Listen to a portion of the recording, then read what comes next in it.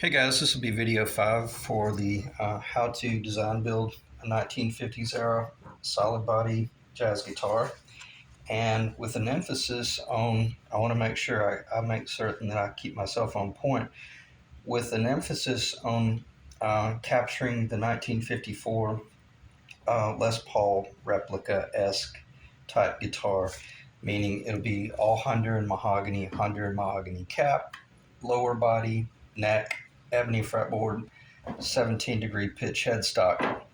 But as I had mentioned in the last video, while we're waiting on parts and materials and such, I'll go ahead and start building the neck, or building this neck in tandem out of some maple that I have.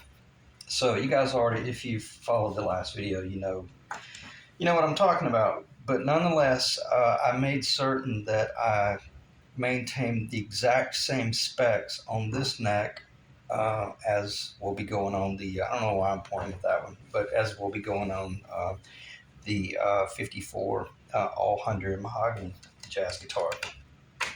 So what I'm going to do, I got about 5 or 6 things to cover here, but let me do a real brief run through. Won't take more than a minute, but this way, this will give you an idea of what I'm going to cover. I've got the lower roughed out, has been roughed out for a couple of days. I use my DeWalt DW331 handheld jigsaw, and I'll discuss the order of operations in extreme detail, or extensive enough detail that you'll know what it took to cut this, that, and the other. I'm going to talk a little bit about the truss rod some more and how it will relate to this whole design, and why I like working with a 1-inch thick bass leaf and treble leaf. And then I'm going to discuss in very much understandable detail how to use a protractor to capture your 17-degree headstock pitch and your target 4.5 to your target 4 to 4.5 degree neck heel to body pitch. So with basically just a $2 Hobby Lobby protractor, and it's amazing how effective it is and how precise it is. And then we're going to go into, I'm going to be mixing a little bit of epoxy here at the end. I'm going to be pausing the video and clipping these ends off and doing that little epoxy fillet on the bottom, and show you how I would go about doing that. And because that will emphasize the importance of not freaking out about having to buy a board that is exactly 4.5 inches wide. This board started out 3 inches wide, and I've got 90% of my neck, and I'll be doing a little bit of fillet work only in a spot that, as you guys already know, won't be seen anyway. I'm going to have a little bit of a general conversation about gluing these boards together with, sorry about that, that might have been pretty loud, with Titebond versus epoxy. I'll discuss that because I think that's pretty important, that you that I don't be so dogmatic about always working with epoxy. A lot of times you're going to see me by far prefer to work with a Titebond, which will happen in this instance right here. And then I'm going to go into just general light conversation about the 3 main components that I had brought up: the lower, the truss rod, and then the fretboard. And then we'll discuss the headstock overlay in a little bit more detail. And we could call that a 4th component, but I'm just going to call it a subcomponent of the lower. All right, so let me put this to the side and then refocus and decide what it is I want to talk about. I already emphasized what guitar we're building here. And at the end of this video series, I will go into some detail about what if we were wanting to build more of like the Gretsch-esque jet type guitar. And I got to tell you, I love building that guitar neck. That is, to me, that is an art form, because you're doing a dovetail joint with a little overhang. Does it take more skill to do that? I don't think so. You're working with little bitty boards that aren't much bigger than a miniature model airplane. It's actually pretty simple, and it's so cool to see it all go together. So that'll come at the end of this video, because that's what I had mentioned in one of the early videos. I can't be explaining all the 5 different approaches as we go through the series, but because I love the Gretsch style so much, and I love the distinctive tone and sound that it gives you, it would be a shame to not cover that. So with that, we'll hit 2 birds with 1 stone. We'll cover the solid body Gibson-esque type guitar, small body jazz guitar, and then we'll cover the semi-solid, which would be the chamber guitar. So lowered rough out for a couple of days. Use my, well, I already mentioned, why do I use my Jigsaw? I love this thing. It's funny. I have a cough drop in my mouth. I'm sorry, I have to, because I don't talk very much. And as soon as I start talking, my voice just, it goes. It's a great Jigsaw. DW331.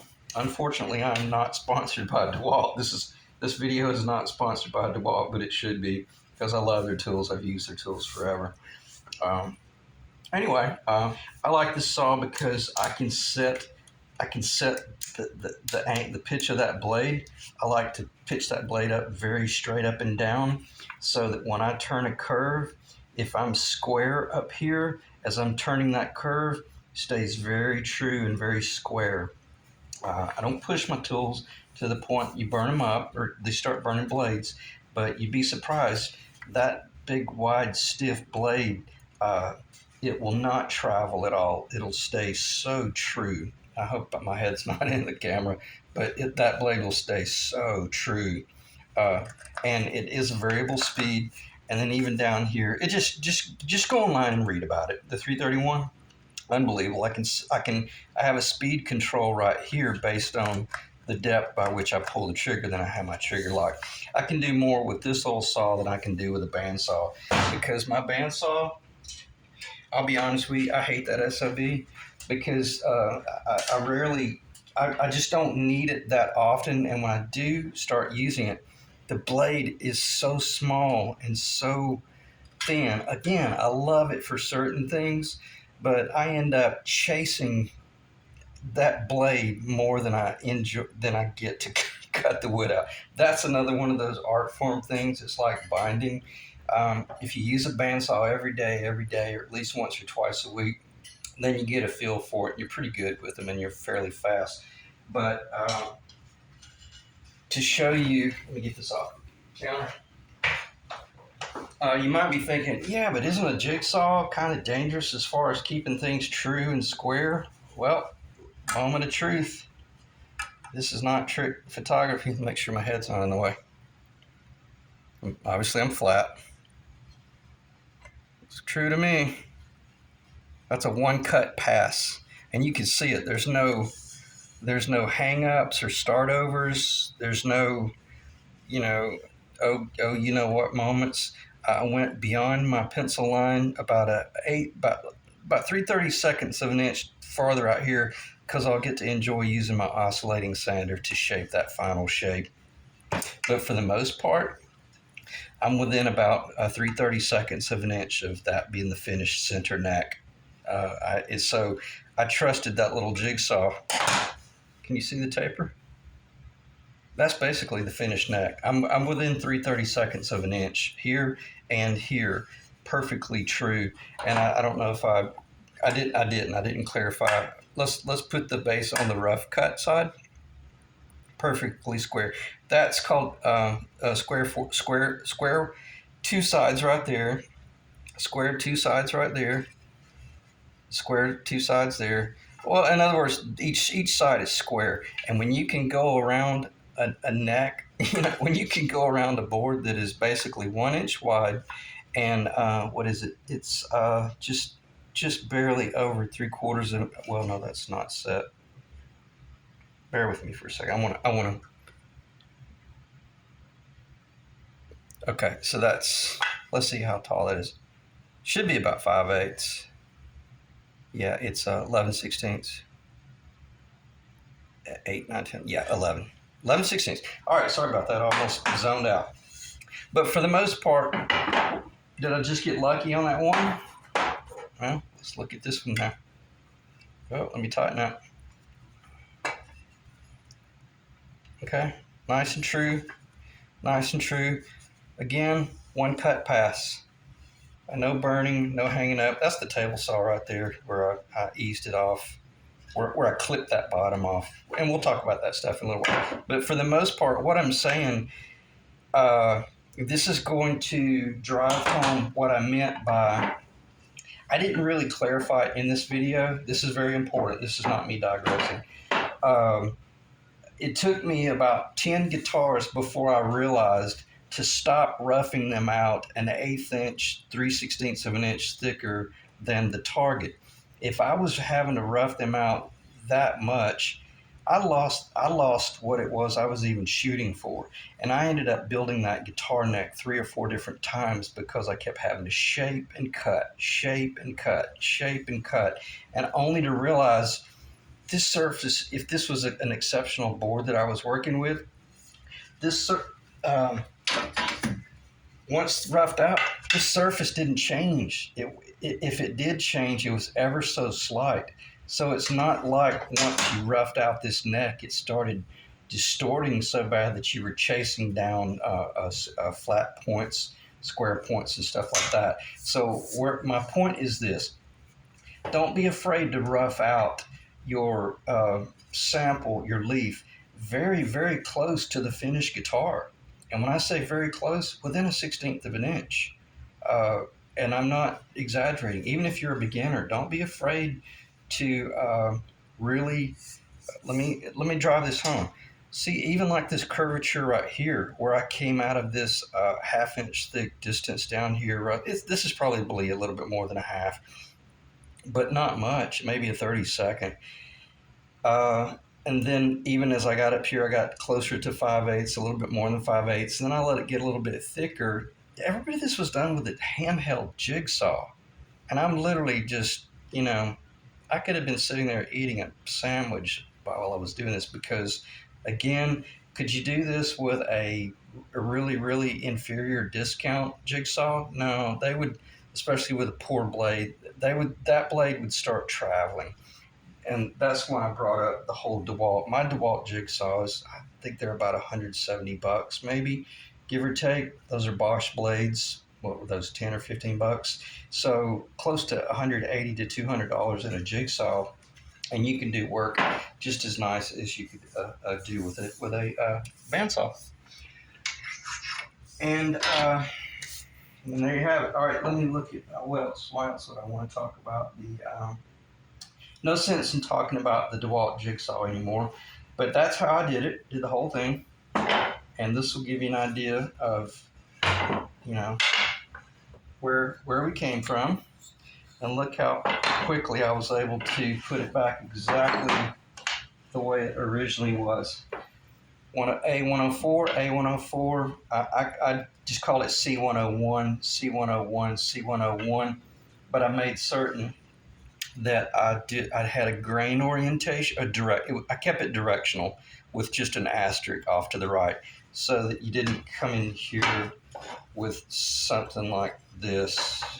I don't know, whatever. I'm creating what ifs that don't need to exist, but that could get you in a little bit of a trouble if you weren't really paying attention. Because where I'm going with this, you might get in a situation where you need to do a heel cap. This is pretty important. And I've done this many a times, especially if this board was a Pau Ferro. Let's say this was a piece of Pau Ferro that you paid a couple $100 for, and it was narrow, but you really needed this heel to be taller.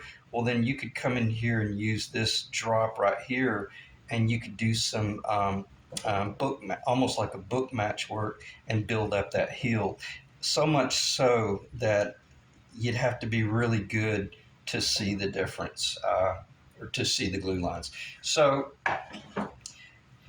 excuse me. So that's why I like making those notations. If I rough all this out, throw this over in a box, and let's say I had cut out 3 or 4 necks, I'm going to be sitting there trying to match the end grains to locate that board. Whereas if I just identify it, I'm in good shape and good to go. So again, we're still talking a little bit about design, but for the most part, we have moved into rough out. I did make a note because see, here's the discoloration on that one leaf. I went ahead and made note that that's the base, so that when you're sitting there and you're beginning to get ready to do all your glue up, you can look down and ask yourself, well, is that the base side and is that the treble? Nope, I got them wrong. It needs to go like this right here. And it only takes a little bit of a distraction to cause you to lose your focus and glue them up wrong. And let's do it right the first time. This will give you an idea about the precision of the little handheld jigsaw as well. I mean, just look how nice that is. Very close. When you truly spend a lot of time with your paper templates. See where we are on our ends right there? Looking pretty good. I know that looks rough, but that is the finished 17 degrees pitch. And that's just where I took it through the table saw. Let's see. It's easier to see that one. 1, 2, 3, 4, 5 passes. So it burned a little bit. Who cares? Once I come in, after it's all glued up, then I'll level it up to this 3/16 of an inch line. Okay. See, here's the beginning of our fretboard. Let me get my pointer in the right direction. Sorry about this. This is the beginning of our fretboard, and that's the top of the nut. So that's where the whole plane will need to be clear to. When I cut these on the table saw to that pitch right there, I always leave about a 32nd of an inch on the top so that I can work it back to that target 3/16 of an inch. And then I'll make changes down here in this thickness and all the way across here according to how thick the veneer is.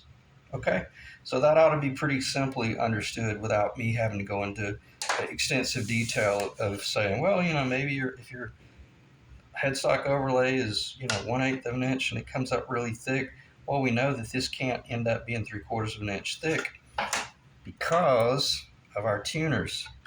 Our tuners can only stretch so far, and that magic number is basically 5/8 of an inch.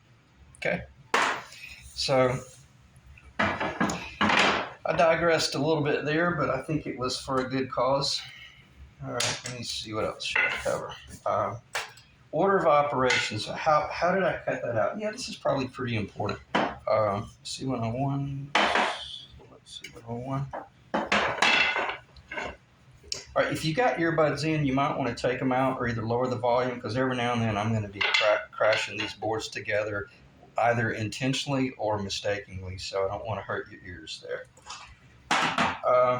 How did I do this? Basically, I just used my router table and I just clamped it down on either end, and I went in from this side here and made this long cut along the bottom edge of that leaf all the way up to that point, and then I stopped well before I got to, well, pretty much right at the edge of where I knew the bottom of the heel was going to be. In other words, the saw is coming. Is that in the? Yeah. The blade is coming here, coming here, coming here, coming here, coming here. So I basically stopped about right here because I wanted to give myself time to think about, well, do I want to go ahead and cut all the way through, or do I want to maybe just go ahead and say to heck with it and just cut it all the way up to the edge of that neck. And there was a part of me that was thinking, well, it would be kind of cool to leave that little, and this will show you sometimes how you need to be thinking when you're working with a $400 board, that you're literally trying to save every little fillet in there. Why would you want to save that little fillet? because I might take this and put this on the table saw and rip a 1/8 inch long slice that can then end up being um, kerf joined to the one on the other side, and now I've got the center line of my neck. Because guess what I needed? Guess what I needed to achieve my 2 1/4 inch wide neck? I need exactly 1/8 of an inch. So you see the importance now of thinking through your rough out so that you don't look at that $400 you know what and go, oh man, if I had have just thought through this job, I could have actually, that would have been the entire center line of my neck. And am I being melodramatic? Absolutely not. Not if you're sitting there looking at a $400 board that you just chopped up and butchered when you should have thought through your job. So think on that level, and you'll be surprised what you're able to do. Again, that's why I love working with this thick material. But sometimes you're looking at a board that is it's only so much distance, and you just got to do that fillet work. So, and what I meant by doing that fillet work in the past, like if you truly are stretching materials, well, if I'm going to stretch some material and it's going to be a stain grade neck, I'm going to go ahead and make it pretty at least. I'm going to do some accent work or some different wood. So, again, if it's that is if it's clear coat. So I digressed a little bit there, but it was for a good cause, as I mentioned earlier. C101. We're going to flip this back. But, so how did I cut that? I went ahead and stopped it right here, but then later on I came back and realized, nah, I'm not doing that. And I went ahead and cut it all the way up. Okay, I stopped it at this point, and then I turned around and did the exact same thing on the other side and brought it up. And by then I had already decided, yeah, I'm just going to go ahead and cut that little drop off right there. I hope that was in the camera. So that time I went ahead and cut all the way up, and I reached up and I put a wedge in between that and pushed that neck apart so that I sneezed, and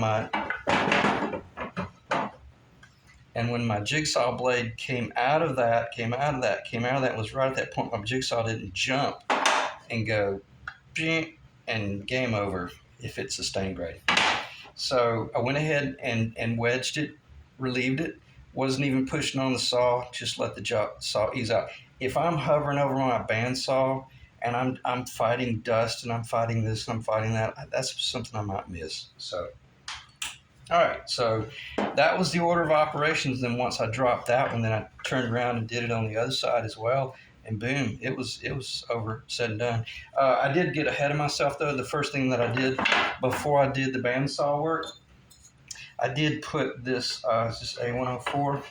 I have a sled that I designed that is not the typical sled you would think of, and I can't show it because I really need to get a patent on it. I've never seen anyone use it before, but I put this on my sled that I can pitch, and I cut those off on the table saw, as you've already seen in 1, 2, 3, 4, 5, 6, 7, basically 8 passes, stepping the blade up in height just slightly over 3/16 of an inch each time.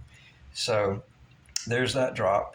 And if this had been a longer board, I could have turned this and put it up here and used it as an ear, but it just wasn't enough material. So I haven't crossed that bridge yet, but I'll have to cross that path later on about how I do the ears on this. But nonetheless, that's another video for another time. So, all right, let me check the time. All right, we're 24 minutes, and I'm just going to relax because if anything, I'm just going to talk. Because I don't want to be the type that shows you how to use a jigsaw or shows you how to use a drill press. There's so many of those videos out there. It's insane. I would rather just talk about, how do you take a blank piece of paper and figure out how to turn it into your dream guitar. And what did it cost us to do this template? $1, if that, and some time. But I'd rather talk about things like that because to me, those were the things that were missing when I first started building guitars. Even after studying the Robert Benedetto courses, a vocational series, I had a million questions that I needed answered. And it's so funny, I actually called Benedetto once, the company, and I think her name is Cindy, Mrs. Benedetto. She answered the phone, and I was like a deer caught in the headlights. I almost froze. I couldn't believe I was actually talking to one of the actual true Benedettos. But she answered my question. I thought how sweet of her and how cool it was. So anyway, I had a lot of questions, and there was just none of this information out there. And I think these are the kind of things that I would be more interested in hearing somebody talk about. All right, what else? How do you build a guitar?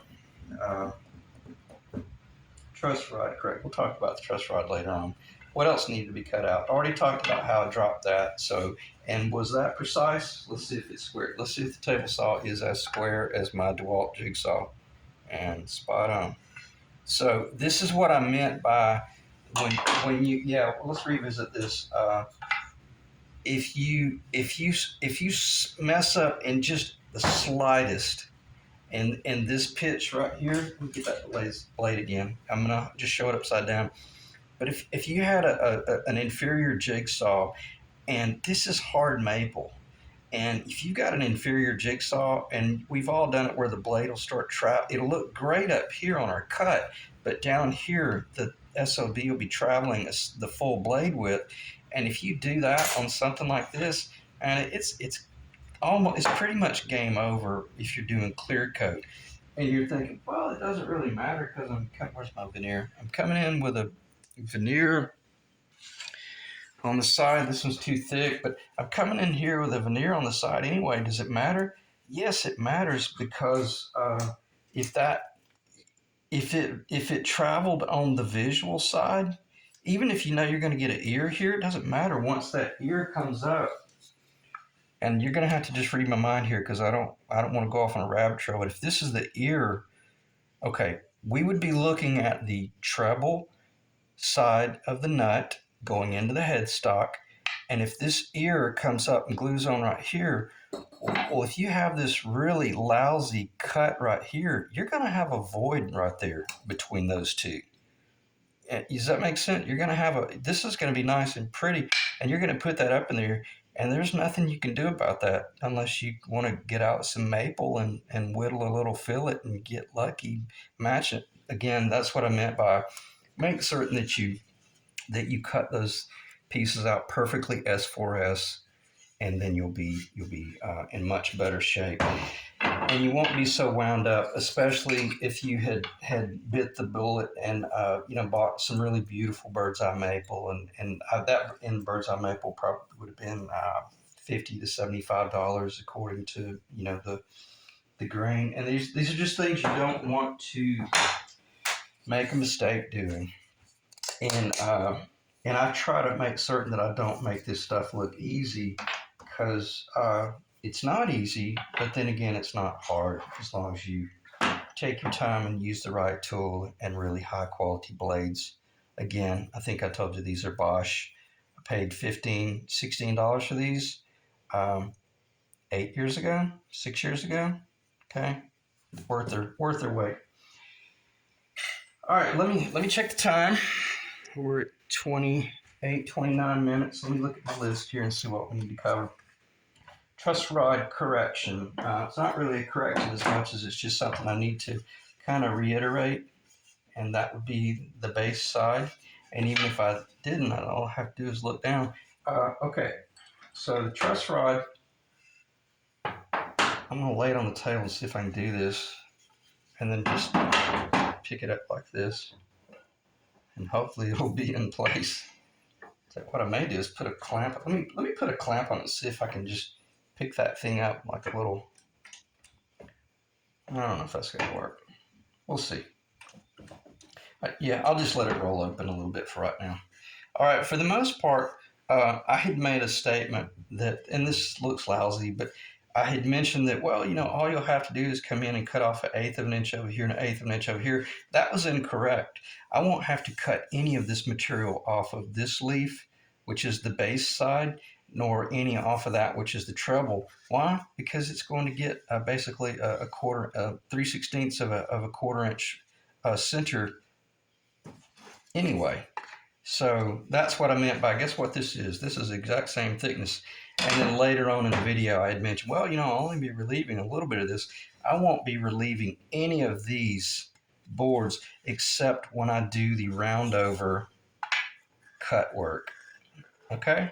And that way, this neck will be as close to being a solid single board with no glue lines in it at all. And that's what I meant by I so much prefer to work with what I would consider it is a three-piece neck, but the center line is not equivalent to the two outer leaves. All right, so let me check that off. No sense talking about that anymore. But that also gave you an idea of where the the truss rod would be placed in the neck. But by now, you guys probably already have a pretty good understanding of that. All right, 31. Truss rod correction. How to lay out the headstock 15 degrees to 17 degrees, as well as the hill to body pitch, which is 4.5 degrees, 4 degrees to 4.5 degrees, and using a Hobby Lobby protractor. Okay, if you remember when we started out with that large piece of construction paper, and I was talking about constants and variables, constants and variables, constants and variables. Where do you start? And I mentioned you start right here, come right out of the gate with this point right here, which is the beginning of the fretboard. And then you measure down, let's see if we got it. Well, we got it on our template. Look at that, 376.054 millimeter to the 16th fret. This is what I meant by put your critical notes on your master template, and you won't have to grab up your phone and go on Tundra Man and risk, looking at the wrong scale and miscalculating. Calculate it right the first time, and then always trust your master template. So we went down 376.054 millimeter to the 16th fret, and I said, don't worry about making that angle yet. Or maybe I said now would be the time. I can't remember. Anyway, when I saw the video, I didn't really clarify when was the proper time to set those. It would have been okay to have gone ahead and put your protractor up here, and found your target headstock pitch. You pick the number. If you want to know what the number should be, 15 to 17 degrees. 17 degrees is pretty steep. That's a pretty mean pitch. I wouldn't go back beyond that, especially if you're running a Bigsby where you need that string to possibly slip a little bit. So we're going with a tusk nut on this 54 replica, so should be fine. But I ran a 15.5 degree headstock pitch on that one, only because that's typically what I would run on like my jazz guitars, and I think that's the same as the Gretsch as well. But what I'm saying, right now would have been the time to have taken your protractor, and you could have found that point. And if you couldn't, if the paper was too big, well, just do it on a really fine piece of 80-pound or 60-pound paper, and then take a razor knife and cut this, and then lay this up on there, and then lay your straight edge, and you'll be close enough. If you hit that within 1/4 degree, you're okay. You're going to be fine. We're not mass producing these. We're just building one, maybe two guitars. And if we decide that, yeah, man, we're going into the guitar building business, then you're going to be changing gears, and you're going to be working off of templates and CNC stuff, and then you're going to have certain things fabricated by other guys that do have those $50,000 pieces of machinery on the other side of the basement. So we'll cross that bridge later on. But if we're just in our basement shop doing 1 or 2 guitars a year, well, $2 protractor is all we need. Set it down here at that point. You remember how I had mentioned, just all I want right now is just these tick points. I just want that little mark. And once I have that little mark, then I'll come in here and set the pitch later on. Okay, I'm going to stop talking about that because that's, as I say, borderline condescending. But nonetheless, if I'm sitting there looking at that board, and even if I'm a woodworker, I'm thinking, how in the man, how do I pull this off? And then factor in all of this thickness, this pitch, that blah blah blah, all this stuff. Again, go back to your constants and your variables. If you start getting lost in all of the what ifs, well, then back up and punt and go to what you already know. This has to be flat. Okay, I got to have a flat surface right here. I can't, and it can't be twisted. Well, that's cool. We'll check that out. This has got to be flat, meaning once it's built up. I'm going to be a little bit elementary here.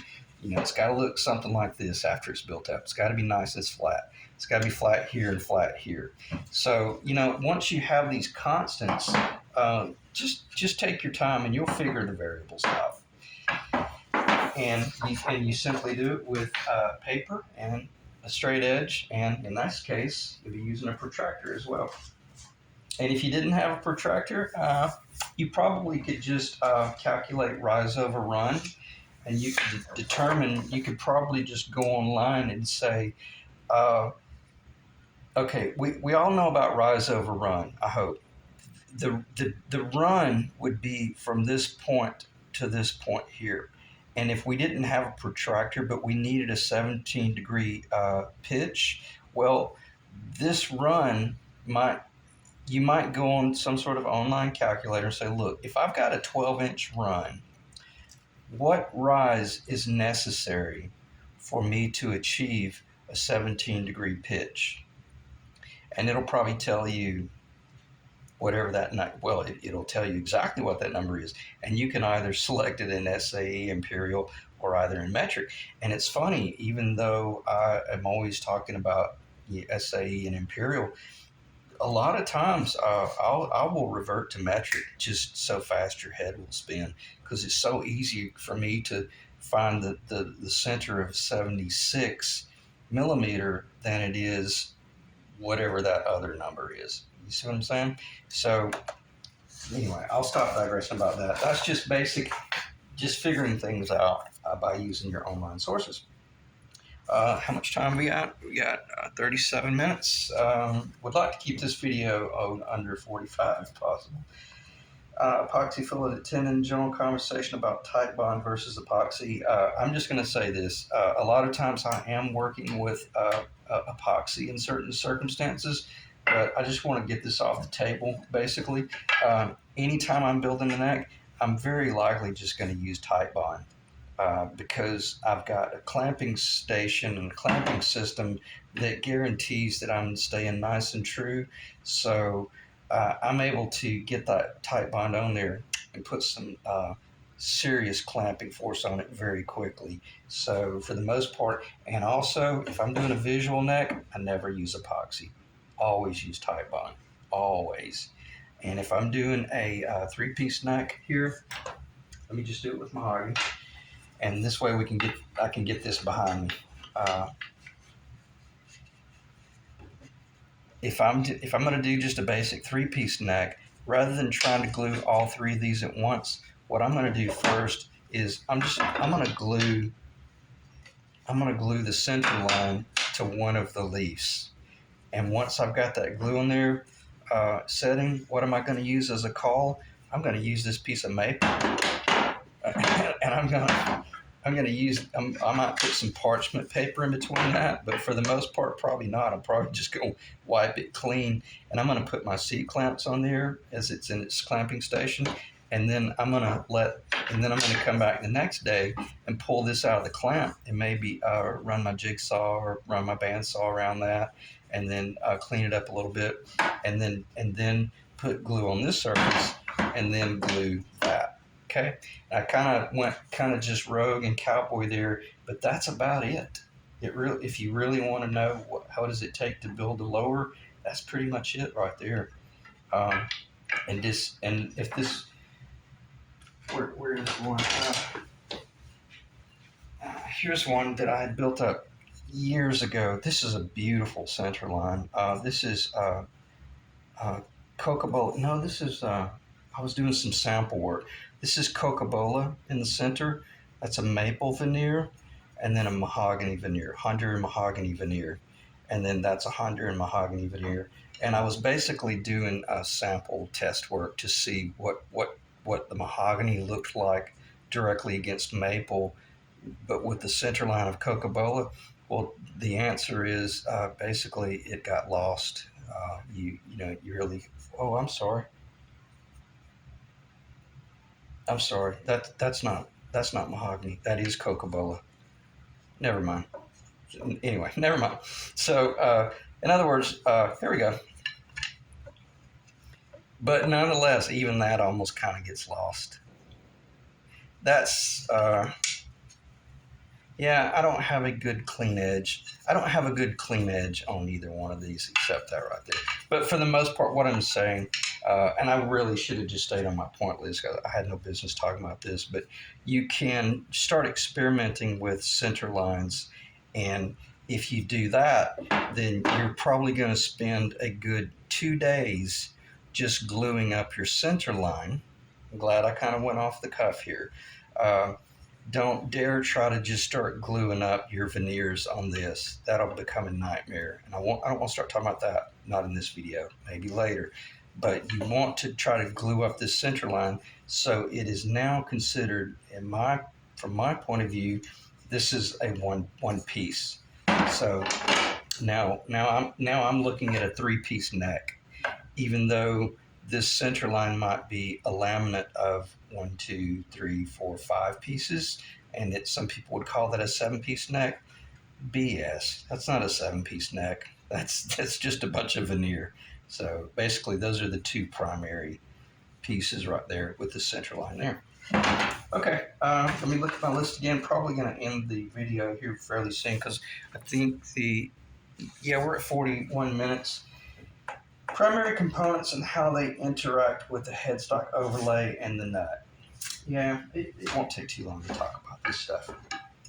Because I have to, as I always say, I have to always keep reminding myself that I'm not doing these video series for other guitar builders, other luthiers, because if anything, most of those guys, they're much better than me anyway.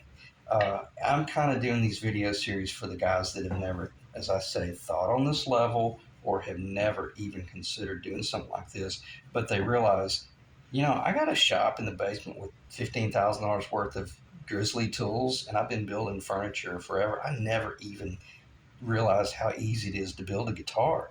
So those type guys, oh man, yes, step right up. This video series is definitely for you because you already know all these things that are critical about the wood.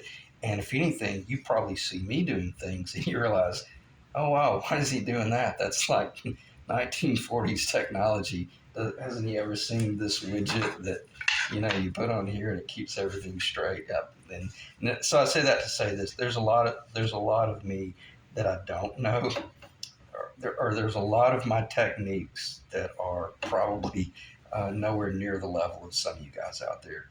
But anyway, components. And I almost digress, but the components I would want to talk about is I've already kind of covered that about the bass leaf versus the center versus the treble leaf. Okay, I'll just address it for just one more second. So that lower could be made up of either that lower could be made up of just 2 pieces of maple or 2 pieces of Honduran mahogany that total a minimum of 2 3/16 of an inch. Okay, if you can get a little bit closer to 2 1/4, unless your lumber is just flawless out here. Because if it's not flawless out there and you're not doing a binding, we don't plan on that whatever it is that is unattractive now going away. See, this piece of maple right here is for certain beautiful enough that I could do a non-bound fretboard, meaning it has no ABS plastic binding, and it's ready to machine and shape only because I ordered it from a guy that did all that thinking for me, and he used his $50,000 tools to send me an S4S board. That's what I meant by spend the extra money and go ahead and get the beautiful board. So yes, we did talk about that enough for you to realize um, that's one way to build the lower. Let the guy that you buy your material from do the bulk of the real hard work, because if you've got mediocre equipment and you're trying to achieve S4S, all I can say is good luck. Even though I've worked wood a long time, I struggle with that. I'm not very good at getting S4S. Not on maple. Jeez, this stuff is, they call it rock maple for a reason. So the maple could just be glued up, or it could be one piece. It could just be one piece, like this 100 mahogany on here. And there's a strong possibility I may do the 54 replica in a one piece mahogany Honduran, just like that. It depends. I'm not there. Is it better than the two piece? Absolutely not. No different at all. Zero difference. Um, but it is important if you're doing a stain grade, meaning clear coat. So I say that to say this: if you're building a 58, 59, or 60 LP replica, yeah, don't be planning on doing this stuff right here. That's just not correct. I mean, why? Only because it's visual, and they would not have done that on that guitar. That guitar would have been a solid neck, a one piece neck, because it was visual. And that's primarily the only reason. If they could have gotten away with doing a three piece, they would have been doing that as well. All right, what would be the next component? We already talked about the truss rod, the fretboard. There's really not a lot to talk about with the fretboard other than what I am going to do. I'm going to clamp these two pieces together, and I'm going to just spend a little bit of real casual conversation talking about fretboard and how the fretboard can. All right, we in the camera? Now that we got a little bit of surface, and we've already covered this for the most part, but we'll cover it again. Let me get this lined up and try not to screw it up like I did the last time. I tell you what, I'll just do some dash lines. You remember what I mentioned about if I do dash lines, that means it may be correct, but it may not, because I don't want to deceive myself later on thinking that I don't want to look up here and see two nice, really straight lines, and then get lost in the fact that I deceive myself into thinking that I engineered the centers, is what I'm saying. So, but I do want to show this to you guys so you can realize from a structural standpoint, look how much mass is going to be there in that neck. And that's a little skinny fret, but that's probably 1 9/16 of an inch. That would be receiving two 90 thousandths inch binding. Um, so there'd be a ton of maple up there structurally. All right. Now, this is where we get into some. I think this is when it starts getting really enjoyable, because if you have been stressing and struggling, um, I'm going to cheat and scoot that up a little bit, only because I haven't leveled that yet. But the guitar I'll be building is going to be receiving that veneer right there. That is 1/8 of an inch thick. Okay. All right, and this is also for you, Ethan. Be thinking about this. This veneer has to be cut on an angle. Okay, it'd be what's 90 degrees minus 17 degrees. Oh, I'm scared to do the math. Is that 73 degrees? Yeah, 73 degrees. Okay, in order to achieve that right there. Let's see if that's in the camera.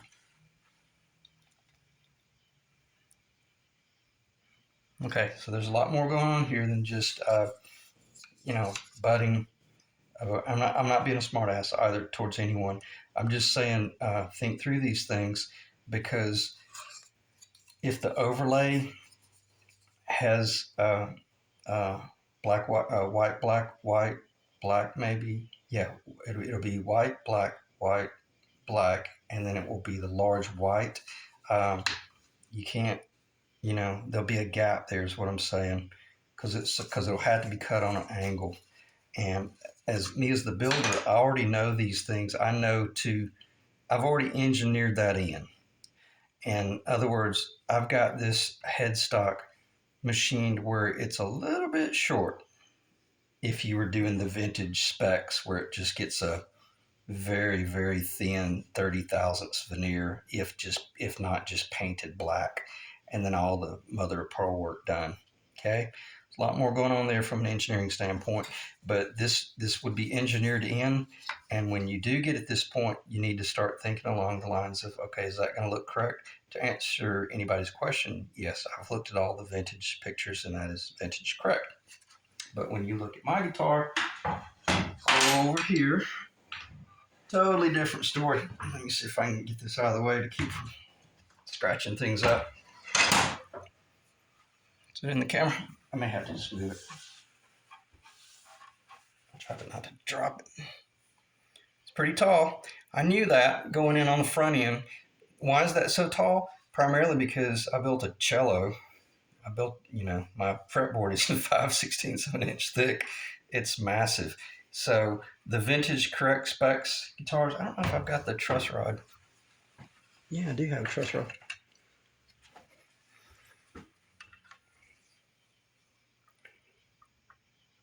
From a visual standpoint, the truss rod really helps tone it down. And also, once this is painted black, and all will be well. But those are the type things that if you didn't do your homework, you can get yourself in trouble. And so I say that to say this: has it been addressed on this project guitar? Oh, that would be awesome if that fit. Oh wow, that's so cool. Yeah, to give you an idea, that's what it'll look like. A little bit less than that once the veneer goes on it later on. Okay. All right. So I think I covered that well enough to confuse a few people, but possibly help one or two realize, hadn't thought about that, or didn't realize the importance of thinking about that. Why? Because this point right here, not this point, not where the beginning of the fretboard started, but the beginning of the pitch. According to the headstock overlay you go with, it affects that. Not greatly, but it does affect it a little bit, and you just have to engineer through it a little bit. Again, I shortened mine just ever so slightly, maybe a 1/16 of an inch. Okay. Why? Because that way, if once the overlay is going on there, they're not trying to stretch the overlay. They're able to cut the overlay on an 90 less 17 degrees, 73 degree pitch. Okay. All right, let me check the time. We're at 52 minutes. That's awesome. Well under an hour. But let me pause and collect myself and look at my notes and see if there's a possibility I could be very effective in ending the video. Okay, I think we'll be able to finish out the video within about 5 minutes and just doing some general mock-up, as I had mentioned in the point list. The last thing that I wanted to cover, just doing some general conversation and some general mock-up.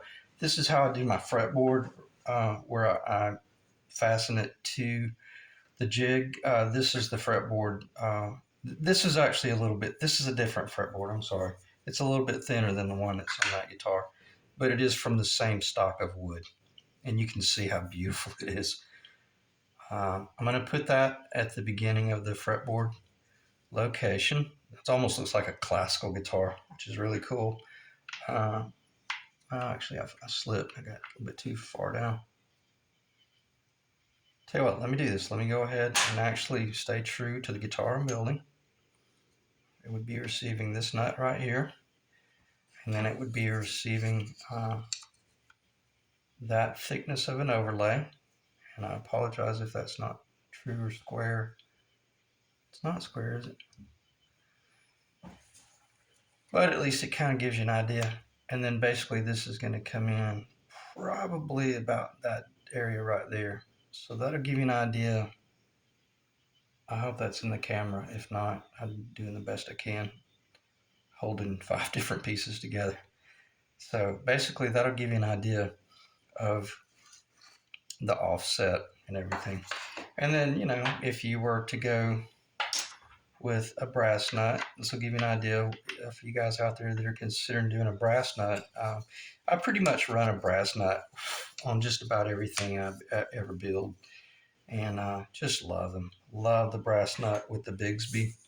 So forgiving, and just is. But on my 58, 59 replica, I put bone, and I love the bone. It's so beautiful. It's got the most crystal clear, articulate sound, and I've got the hardtail on it, so I'm not too worried about trying to keep it slippery. So anyway, that'd give you guys an idea what a brass nut looked like against the um, Gabon ebony. And if I'm not mistaken, that I just showed you, that was Les's favorite combination, the Gabon ebony fretboard on 100 mahogany lower with a brass nut, and I don't know what size frets he preferred. He might have preferred those low fretless wonder frets, but I don't know. That would be some interesting information to have. Let me pause the video briefly. I'm going to go over there and I'm going to clip these little ends off and show you what it would look like before I get ready to do the epoxy work. Okay, should be able to finish the video here with this general conversation. First thing I did was, obviously, I wanted to find that point right there, make certain that everything was nice and true. And what made me feel really good was when I put it up on the fence. I put this up on the fence of the table saw, pushed that up against it. Then I held it true on the table saw, and I put my quick grip on it. That way, when I start doing a handheld cut through maple, I knew it wouldn't start pushing them apart. It would hold them true, and it would make that cut for me. Why do I want to make certain that everything is real precise? Because when I start doing this glue up, and this thing has 7 or 8 clamps across it, I can look down, and all I got to see is, am I flat right here? Am I flat right here? And am I true on the ends? And I know that I can go cut my grass. Okay, so if you don't have sloppy ends, like this end up here, it's not finished yet. See how, well, no, they're close enough. You can trust that. Not really. That one's just a little bit longer, ever so slightly. And even at this point here, I would verify all these points. Then I would do a real clean cut here, so that I could then reference it once I'm doing all the general cleanup. Okay, and now how would you do the fillet? I knew I would drop that thing. Yeah, lose the grain. Gosh. Okay, so that would be the board, right? And all you do is just flip it down and epoxy it in place. And now you've got your massive tenon, if you so choose, or if you want, doesn't matter. You could put it in like that, but I don't think it would be tall enough. You'd have to put it in something crazy like that. But then it's weird because it shows your grain loses. Does this matter? Absolutely not. Every bit of this is getting buried. And when I say buried, literally buried, to the point that, well, and I'll show you exactly just how much, or quite frankly, just how unimportant it is. Everything that you see in my hand as far as wood goes, I'm still, I'm going to be cutting off probably close to 1/8 of an inch for the tallest possible heel. That heel is probably going to be even shorter. And for certain, the bottom of the tenon is going to be there at what? Dashed lines. Because it may change if I have to level this top a little bit. So I don't want to draw a straight line now before I've glued it up. But for the most part, that dashed line represents where the bottom of that tenon is going to be. Okay, so if that be the case, we know, let me find it one more time. We know that, what do we have to add? That's really all we need, that little cricket right there. I mean, would I leave that out? Absolutely not. I wouldn't dare spend this much time doing that much precision work only to leave a 1¼ inch void up under the pickup cavity. Wouldn't do that. But nonetheless, it lets you know I don't even need more than just a couple of small toothpick sizes to clean up that little bottom. And where will the pickup cavity route stop? Because we did such a good job. Let me get my pencil here. Because we did such a good job on our template, we know that for the most part,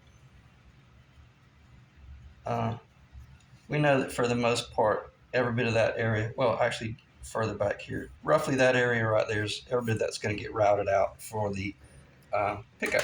So I say that to say this. There's no way that you could ever mistakenly route down into the fillet. That's where I'm trying to go with this. Okay, that fillet will be hidden until I guess the cows come home. So speaking of that, I'm going to end the video right there. Appreciate you guys staying in the ring. I didn't want to do a video 2 or 3 days ago because I wanted this. I had cut this out. I can't remember. I think it's been 2 nights now. I just wanted to see what it was going to do. And did it move? It did move ever so slightly, but not enough that I couldn't just clamp and it would be fine. So am I going to do that? Nah. I'll do a little bit of trickery and a little bit of cleanup work, make certain that everything just, and pull your earbuds out if you're, because I may clamp these. I want to make certain that everything just clamps together and looks like that before it's even glued. If I can hold it together and not see daylight, then it's good enough to glue together. Oh, I just spilled my coffee. At least I didn't knock my cup off the table. But another thing you would want to do is hold them together like this, and I can't do it on camera, but you would just look. You would put your overhead light behind it, and you would look up through it and just look at the amount of daylight that you see, and then you start determining how much work you need to do to clean it up. But from a standpoint of where's this? Is that the base? Yeah, that is the base. From a standpoint of fitment, these don't need anything. They just need to be cleaned up a little bit, maybe with some moist water. If you're using tight bond, let the grain open up, glue them together. They're ready to go. All right, I'm going to end the video right there.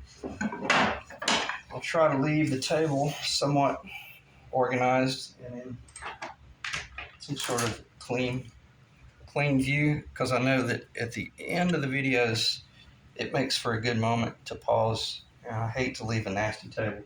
If you got any questions, let me know. Otherwise, the next video might be a day or two. It's not going to be tomorrow. I've got a lot going on the next 2 or 3 days, and might not be until Monday. So thanks for staying in the ring, and until then, I'll see you in the next video.